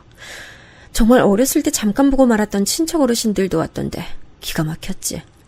집마다 축의금 3만 원 하고 가서는 어른 둘에 아이 셋, 이건 양반이야. 1만 원 하고서 내 식구가 먹고 간 집도 있었어. 나는 이름만 간신히 아는 머나먼 친척들인데 어쩜 그럴 수가 있을까. 형님께서는 거기까지 말씀하시곤 아차 싶은 표정으로 저를 보셨어요. 그건 바로 괜한 얘기까지 해버렸다는 표시였죠. 형님께서 민망해하실까봐 저는 애써 아무렇지 않은 척 표정을 지으며 커피를 마셨고요. 별 시시껄렁한 날씨 얘기나 하면서 분위기를 바꿨네요. 집에 와서 빨래 돌리고 야근한 남편이 오면 내어줄 먹거리도 준비해놓고 이런 걸 하면서 제 마음은 온통 착잡했습니다. 재택으로 근무하면서도 이렇게 집안일을 하고 남편을 챙기는 게 가끔은 벅차고 피곤한데 형님께서는 늘 속에 돌덩이를 두고 살아오셨을 생각을 하니 인간 대 인간으로서 정말 짠하더라고요. 그날 밤 남편에게 형님하고 따로 만나서 대화했다는 걸 말을 할까 말까 하다가 그냥 말았어요. 대신에 애둘러서 이런 말만 남겼죠. 오빠, 형제끼리 별로 돈독하지 않다고 했지만 그래도 이제 아버님 어머님도 멀리 사시니까 오빠가 아주버님 많이 챙겨드리고 그래. 우리가 넉넉한 건 아니고 이제부터 갈 길이 멀지만 그래도 도울 수 있는 한도 내에선 아주버님네 도우면서 살았으면 좋겠다. 거긴 애들도 있잖아. 너 갑자기 무슨 소리를 하는 거야? 당장 쌀 한 톨이 없어서 굶어 죽을 게 아니라면 우리가 굳이 도울 필요는 없어. 만약에 필요가 생겨도 그건 내가 신경 쓰고 내가 알아서 판단할 일이야. 네가 지금 뭔데 참견을 하고 오지랖을 부리는 거야? 진짜 어이가 없으려니까. 뭐? 오빠, 왜 그렇게 딱 잘라서 말을 해? 아니, 난 가족끼리 어느 정도 도우면서 교류하고 살면 좋겠다는 거지. 그러니까 그 가족의 범위를 왜 네 멋대로 판단하냐고. 가장은 나고 계획 세우며 움직이는 것도 나야. 너는 그 안에서만 얌전히 있으면 돼. 알아들어? 남편이 그렇게 말했을 때 제가 가장 먼저 무슨 생각을 했는가 하면 이 사람 내가 아는 내 남편 맞나? 하는 의구심부터 먼저 들었습니다. 그런 식으로 태도를 보이는 건 맹세코 처음 보는 것이었어요. 냉정하다 못해서 싸늘하더군요. 마치 자기가 그어놓은 선을 밟으면 가만 안 두겠다는 것처럼 구는 것에 말문이 막혔어요. 사람마다 자기만의 고유 영역이 있는 거라고 좋게 생각하면서 일단은 넘겼습니다. 괜히 남편에게 형님 얘기를 하는 건 좋지 않다는 판단은 선후였고요. 형님과 커피를 마셨던 이후로 제가 편하게 느껴지셨는지 형님은 저에게 종종 안부 문자를 먼저 주시기도 하셨어요. 그러다 하루는 제가 일정이 있어서 일찍 외출했는데 형님 사신다는 그 동네 근처로 가게 됐죠. 볼 일이 끝나고 나니까 그냥 가기가 아쉽더라고요. 그래서 형님을 한번 뵙고 가기로 했죠. 형님, 시간 보니까 지금 집에 계실 것 같아서요. 제가 그 동네 와 있는데 잠깐 들러도 괜찮을까요? 지금? 집에 있긴 한데 굳이 왜? 그냥 밖에서 봐도 괜찮아. 내가 나가면 돼. 다름 아니라 여기에 장난감 체인점 있길래 장난감 몇 개 좀 사다 드리고 싶어서요. 애들이 무척 좋아할 것 같은데 이것만 드리고 갈게요. 근데 거기가 유명한 곳이라서 아마 사서 가는데 시간은 좀 걸릴 것 같아요. 기다려 주시겠어요? 그래? 우리 애들이 요즘 새 장난감 타령을 하긴 하는데 그럼 고맙게 받을게. 천천히 와도 돼. 형님께 집 주소를 받은 저는 생각보다 아주 이르게 장난감을 구입하고 그곳으로 향할 수 있었어요. 예상한 시각보다 30분 이상 이르게 도착해버렸지만 낡은 빌라 앞에 도착하자마자 별 생각 없이 벨부터 눌렀습니다. 동서 벌써 온 거야? 난 분명히 훨씬 더 걸릴 줄 알았는데. 저도 그럴 줄 알았는데요. 매장에 사람만 많지 결제대기는 얼마 없더라고요. 바로 구입할 수 있었어요. 여기 앞에 빵집이 보이길래 빵도 좀 사왔어요. 저 근데 혹시 점심 식사하고 계셨어요? 애들 밥 먹는 소리가 들리네요?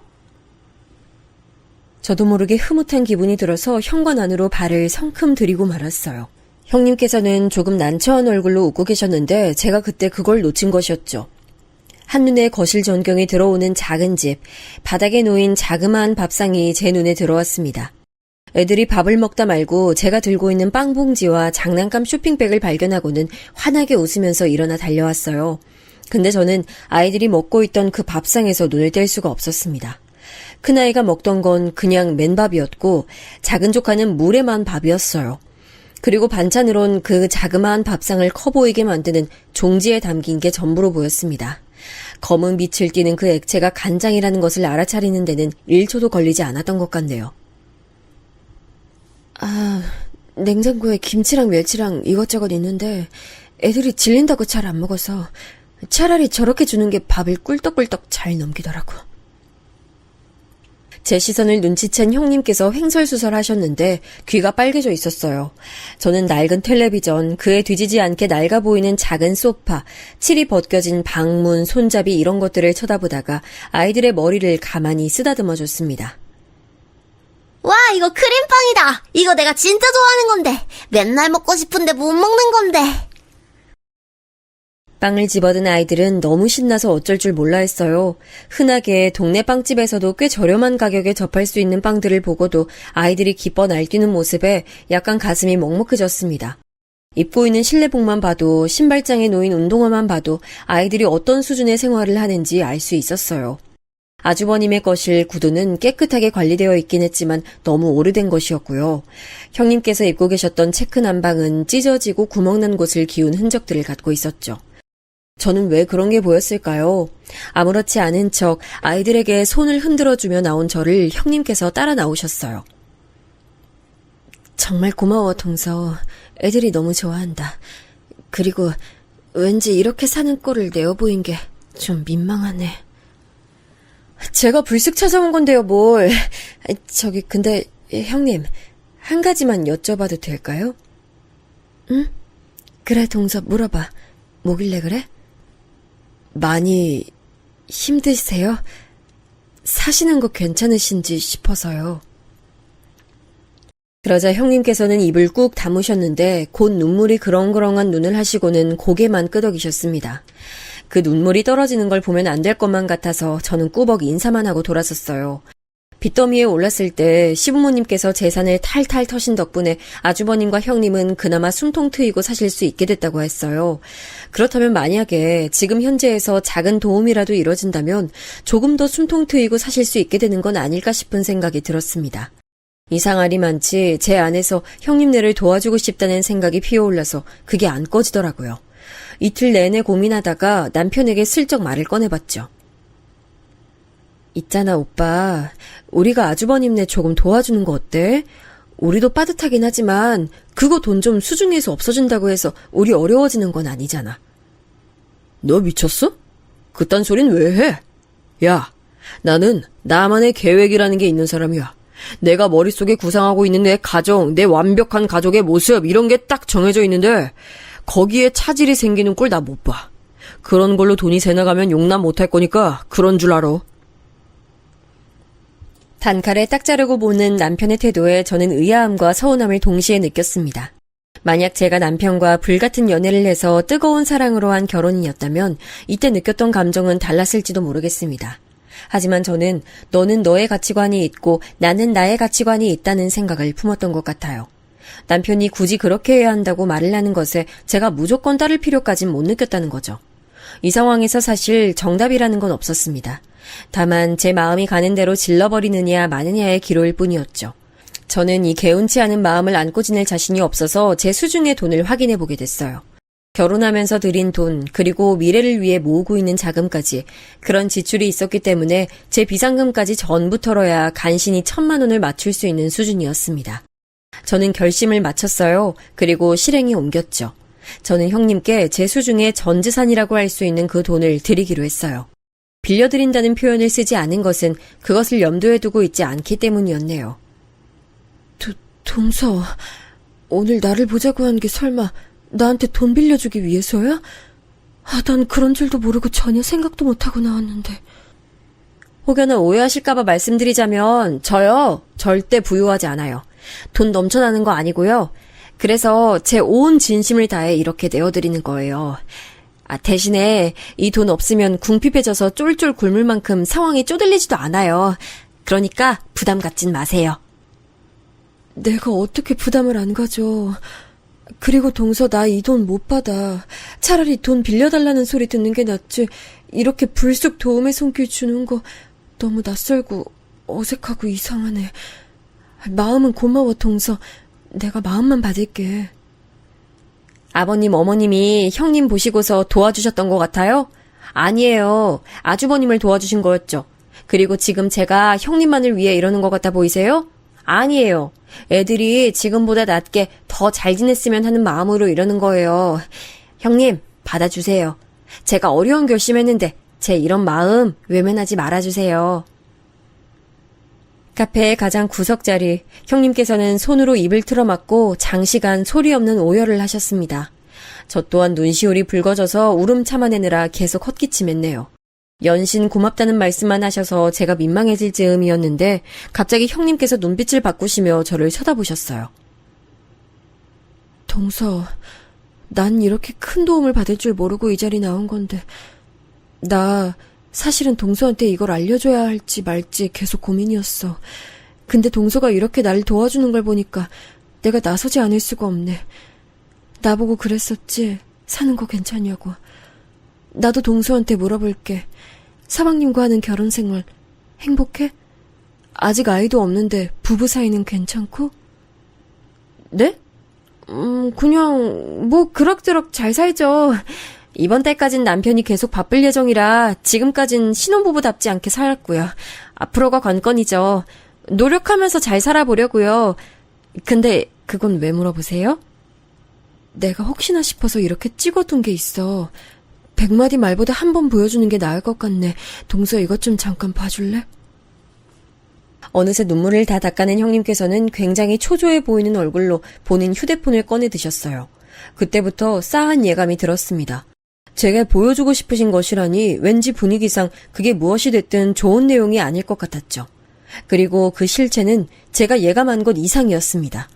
제가 상상도 못해온 비밀을 담고 있는 형님의 휴대폰, 그 화면이 제 눈앞에 들이밀어졌고 저는 재생되는 영상을 멍하게 쳐다봤어요. 형님, 여기 나오고 있는 뒷모습 제 남편이죠?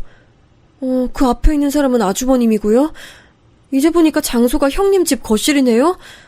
각도가 방에서 문틈으로 몰래 찍으신 거예요? 정확히 봤네. 맞아.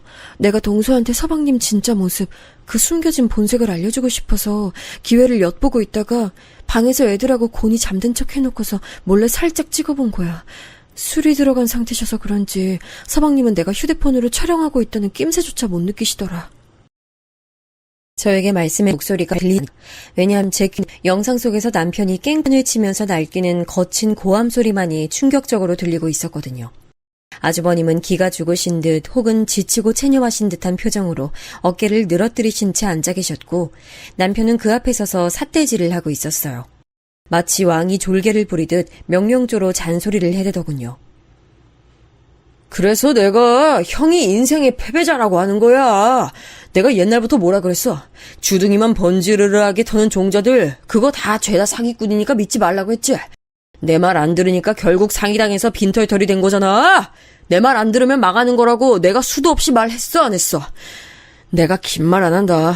쓸모없는 패급인 처자식 떼어내고 새 출발부터 해. 너 임마 패급이라니. 아무리 그래도 너 어떻게 그런 표현을 하냐. 네 형수님이고 네 조카들이야. 이거 봐라 또. 내가 완벽하게 앞을 내다보고 조언을 해주는데도 잡소리를 나불대네. 지금 날 무시하겠다는 거야? 감히? 별 쓸모도 없이 자기 발목만 잡는 처자식 달고 있다고. 꼴의 가장이라고 지금 나한테 그거 앞세워서 대들기라도 하는 건가 봐. 남은 인생 평탄하게 살고 싶으면 내가 하라는 대로 따르라고. 망할 형순지 뭔지 아는 여자부터 치워버려. 남편이 걸걸한 목소리로 외치는 것에 저는 그만 손으로 입을 틀어막고 말았어요. 그렇지 않으면 비명이 터져 나올 것만 같았거든요. 영상 속에서 남편은 뭐가 그렇게 격양된 것인지 거실 소파를 마치 샌드백처럼 주먹으로 거세게 때리기도 했으며 낄낄거리는 웃음소리와 함께 발로 걷어차기도 했습니다. 좋은 제품일리 만무한 작은 소파는 그 충격에 마구 찌그러지고 흔들거렸죠. 이럴 수가. 저는 그 집의 낡은 소파를 보며 아이들이 너무 거칠게 노는구나라고 생각만 하고 말았을 뿐이었는데 이런 비밀이 숨겨져 있을 줄은 몰랐습니다. 상상도 못한 남편의 면모에 제 손이 덜덜 떨렸어요. 그때 화면 속에서는 누가 그 집을 찾아온 상태였어요. 이웃집에서 하도 남편이 시끄러워 항의를 온 것이었죠. 아주버님께서 나가보셨는데 그 순간 갑자기 남편이 거실 구석에 놓여있던 아이들 장난감 수납통을 집어들더니 현관 쪽으로 뛰어갔습니다. 야, 이 새끼야. 집에서 마음껏 소리도 못 내고 대화도 못하냐? 뭐? 시끄럽다고 찾아와? 이리 와. 내가 이걸로 네 고막 파열시켜줄 테니까. 그러면 이제 소리 못 들으니까 시끄럽다는 항의도 못하겠지? 남편의 커다란 목소리가 들려온 순간 온몸에 소름이 끼쳤습니다. 저런 인간이 제 남편이라는 게 믿어지지가 않았어요. 아주버님께서 필사적으로 남편을 말렸고 겁에 질렸는지 항의를 놓은 이웃은 사라진 뒤였습니다. 이윽고 형님께서 소리가 안 나게 방문을 닫으시며 촬영을 종료하는 것으로 영상이 끝이 났어요. 저는 멍하게 맞은편의 형님을 쳐다봤죠. 형님, 제가 뭘 본 거예요? 네? 저 그동안 제 남편이 형보다 드센 동생이라는 것 정도만 생각하고 있었는데 이 정도일 줄은 몰랐어요. 이게 대체 어떻게 된 일인지 모르겠어요. 애들 아빠가 사기당하고 빚더미에 올랐던 그날 이후로 정말 많이 힘들어했고 정신과 약까지 복용할 정도였어. 서방님께서 그런 애들 아빠를 무섭게 몰아붙이시면서 늘 본인 사상, 계획 같은 걸 강요해 드셨고 애들 아빠는 더더욱 힘들어하게 됐지. 저는 갑자기 아주 일면이나마 맛보았던 남편의 자기 계획을 딱 강요하는 그런 모습이 떠올랐습니다. 그건 의외의 면모였던 게 아니라 남편의 숨겨진 본성이었던 것입니다. 서방님은 너무 무서운 사람이야. 형제가 어머님의 친자식들이 아닌 건 동서도 알지? 그걸 아신 이후로 서방님은 자꾸만 애들 아빠한테 우리 둘이 한편인 거고 대장은 나다 이런 식으로 굴어오셨다고 해. 서방님은 본인의 출생에 굉장히 콤플렉스가 있으신 분이야. 그래서 자기 계획이나 생각대로 하는 것에 무척 집착하시고 자기만의 완벽한 가정을 꾸리는 것에도 많은 생각이 있으셔. 분명 아이가 생기고 나면 서방님은 동서에게 본성을 드러내면서 억압하려고 될 거야. 저는 영상 속에서 보았던 남편의 그 충격적인 모습이 자꾸만 아른거렸어요. 제가 도저히 정신을 못 차리고 있자 형님께서는 제 손을 꼭 붙잡아 주셨습니다. 동서, 아이 생기기 전에 도망쳐. 나는 서방님에게 세뇌당하듯 지내온 애들 아빠를 설득했고 사실 그래서 우린 이사 계획이 있어. 친정 부모님이 혼자 사시는 외숙모 댁으로 들어가 사시기로 했거든. 그렇게 되면 우리 식구가 친정 부모님 댁으로 들어가서 살 생각이야. 그래서 내가 지금 여기서 굳이 일자리를 안 구하고 있던 거였어. 곧 떠날 거니까. 거기까지 들으니 머릿속이 조금 정리가 되더라고요. 남편은 경계해야 마땅할 본성을 가진 인물이었고 그걸 피해서 형님께서는 식구들과 함께 이사를 계획하신 상태였어요. 그렇다면 저도 해야 할 일은 정해져 있는 셈이었죠. 정말 신기하고 다행이었던 점은 제 안에서 남편과 계속 같이 산다는 선택지가 없던 거였어요. 제 남편이란 인물에 대한 공포와 저에 대한 걱정으로 흔들리는 형님의 눈빛을 보며 바로 다짐했습니다. 남편의 곁을 떠나기로요. 형님, 저 남편 사랑해서 결혼한 거예요. 하지만 일생의 사랑이라 여겼던 건 아니에요. 이런 걸 보고도 형님의 진심 어린 얼굴 보고도 어리석게 남편 택하는 실수는 저지르지 않을게요. 동서, 정말 다행이다. 나는 혹시나 동서가 나를 비난하고 원망하고 믿어주지 않을까봐 걱정이었거든. 이사갈 곳은 생겼지만 새로운 일상을 보내야 한다는 게 너무나 막막했는데 동서가 이렇듯 큰 돈을 내줘서 용기가 생겼어. 정말 후회 없이 최선 다하면서 잘 살아볼 거야. 다시 한번 고마워, 동서. 형님과 손을 꼭 맞잡고 있던 그 순간 사실 저는 이렇게 말씀드리고 싶었어요. 미친놈한테 잘못 저당 잡혀서 인생이 시궁창으로 빠질 뻔했는데 그걸 면하게 됐으니 1,000만 원은 아주 싸게 먹힌 금액이라고 말이죠. 하지만 남편이란 마수에게서 벗어나기 전까지 안심할 수 없으니 긴장을 늦추지 않았습니다. 남편은 이중적인 사람이었기 때문에 제가 섣불리 나서서 이 면모를 떠보려고 하거나 이혼 의사를 어설프게 밝혔다가는 역풍을 맞을 것 같았어요. 이혼을 안 해준다고 하면 끝이었으니까요. 그래서 저는 가장 단순한 방법을 쓰기로 했어요. 남편처럼 속이 뒤틀린 작자에게나 먹힐 수단이었죠. 그건 바로 불륜이었습니다. 너 아까 집 앞에서 함께 있던 놈은 뭐야? 너 설마 바람 피우는 거야? 오빠, 그게 무슨 소리야? 그 남자랑은 그저 좋은 사이일 뿐 바람까진 아니야. 그게 바람이지? 너 이제 보니까 지난번에도 밤에 베란다 나가서 전화하던데 상대가 남자더라. 그건 또 뭐였어? 아, 그거 다른 남잔데? 근데 그 남자하고도 친한 관계지. 바람까진 아니야. 저는 이런 식으로 위장 불륜을 반복했어요. 그러자 남편은 개거품을 물면서 발작했죠. 왜냐고요? 본인이 구상하고 있는 완벽한 가정에 바람기 가득한 아내는 걸맞지 않았으니까요. 저는 남자들이 있는 것은 사실이나 바람까지는 아니라는 듣는 입장에서는 환장할 법한 입장을 고수했고요. 이런 잭에서 위자료를 뜯어낼 방법이 남편에겐 없었습니다. 결국 정확히 재산을 반반 가르는 합의 이혼에 도달했죠. 감히 흠이 가득한 정신머리로 나를 속이고 결혼해? 너 같은 여자에게 속은 게 분해서 미쳐버릴 것 같아. 내 비위를 거스르는 존재를 난 결코 용납할 수가 없어. 난 앞으로 새 가정 꾸려서 잘 살 테니까 넌 어디 가서 남자들하고 놀다가 패가 망신 당하길 빌게. 와, 오빠가 이렇게 막말할 수 있는 사람이었구나.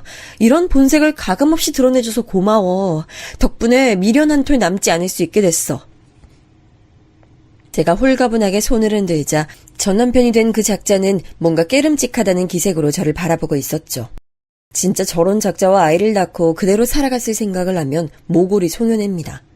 그 이후로 저는 형님하고만 종종 연락을 하며 지냈어요. 그러다가 어느 날 조금 걱정스러운 내용의 연락을 받았는데요. 동서, 아무래도 애들 아빠가 내일 서방님 만나려는 것 같아. 갑자기 저녁 약속이 잡혔다고 하는데 내 얼굴 쳐다보지 못하고 말을 하더라고. 게다가 뭔가 불안한 눈빛을 하고 있었는데 그거 애들 아빠가 한창 정신적으로 가장 힘들었을 때 자주 그런 눈빛을 보였거든. 그 인간이 아주버님한테 가서 또 왕노릇이나 하고 훈계하고 막말하는 걸로 스트레스 풀려는 거 아닐까요? 형님, 내일 아주버님이 어느 장소로 가시나 슬쩍 떠보세요. 관심 없는 척 물어보시면 알려주실 수도 있잖아요. 그렇게 형님은 장소를 알아냈는데 저도 출동해서 형님하고 거기로 갔습니다. 호프집이 없고 구석자리에 아주버님과 제 남편이 보이더군요. 역시나 형님과 저의 짐작대로였어요. 전 남편인 그 인간이 아주버님을 향해 벌개진 얼굴로 연신 삿대질을 날리고 있었습니다. 한숨을 푹 내쉬는 아주버님을 본 순간 저와 형님이 가까이 다가갔어요. 여보, 나한텐 예전 직장 동료를 만난다느니 하는 식으로 돌려대놓고 지금 뭐하고 있어요? 당장 일어나요. 내가 서방님이랑 상종하지 말라고 했잖아요. 당신이 여긴 어떻게? 정말 미안해. 자꾸만 연락이 오는데 도저히 계속 피하기가 마음이 캥겨서 그랬어. 전 남편은 안이 꼽다는 듯 형님을 바라보다가 저를 발견하고서 소스라치게 놀랐습니다. 저는 피식 웃어줬어요. 꼴 사납고 추하다 정말. 내가 한때 이런 놈하고 연애하고 결혼했다는 게 내 인생 수치야. 정신적으로 어딘가 뒤틀린 사람은 정상이 되기가 힘든 건가 봐? 여전히 막무가내로 천박하네. 너 지금 뭐야? 네가 왜 여기서 나와? 잠깐, 너 혹시 형수랑 한패야? 그래서 나하고 이혼하려고 수라도 썼던 거야? 그걸 지금 알았니? 눈치가 느려 터져줘서 고마워. 덕분에 이혼 깔끔하게 할 수 있어서 너무 좋았어. 네가 보통 음침하고 추잡스러운 놈이 아니길래 얼른 이혼해야겠다 싶더라고. 너 이제 어떡할래? 내가 네 본색 다 알고 있는데 건너 지인들한테 쫙 다 소문내면 너는 새 장가 드는 건 물론이고 사회생활도 지장 생기지 않을까? 아, 근데 혹시 모르지. 네가 지금 입 닥치고 당장 꺼져주면 내 입이 무거워질지. 당혹감에 물든 전 남편의 면상 정말이지 볼만하더군요. 비록 장거리 연애로 결혼하긴 했지만 엄연히 부부였고 결혼식장에 온 각자의 지인들이 있었는데 연결고리가 당연히 남아있었거든요. 그리고 저는 전 남편의 약점을 잡고 있는 셈이나 다름없었습니다. 물론 전 남편이 정신적으로 너무 독특한 인간이었기 때문에 갑자기 수틀리면 제게 보복이라도 할까봐 섣불리 입을 놀리고 다닐 용의는 없었지만 그런 속마음을 내비추진 않았죠. 전 남편이 아주버님을 더 이상 괴롭히지 못할 정도로라면 좋겠으니까요. 내가 다른 선약이 있었던 게 지금 갑자기 생각나서 가는 거야. 절대 네 가짜는 말에 굴복해서 가는 거 아니니까 그런 줄 알고. 그리고 너 혹시라도 주변에 내 얘기 이상하게 알면 진짜 가만 안 둔다. 그렇게 외치면서 그야말로 주랭랑을 치더라고요. 남겨진 저희 세 사람의 어안이 벙벙해질 정도로 초라한 퇴장이었네요. 아주버님은 면목이 없다는 듯 고개를 떨구셨지만 그 옆에서 형님이 따스하게 위로해 주셨어요. 이렇게 계속 단단해지면서 앞으로 나아가는 것이었죠. 그 변화의 한 지점을 보게 돼서 미력한 도움이나마 된 것 같아 기분이 좋았네요. 그 후로 형님께서는 총 3번에 걸쳐 1,000만 원을 갚으셨어요. 부득불 갚으려고 하시더라고요. 이것만 봐도 아주버님과 형님 가족이 얼마나 잘 지내고 있는지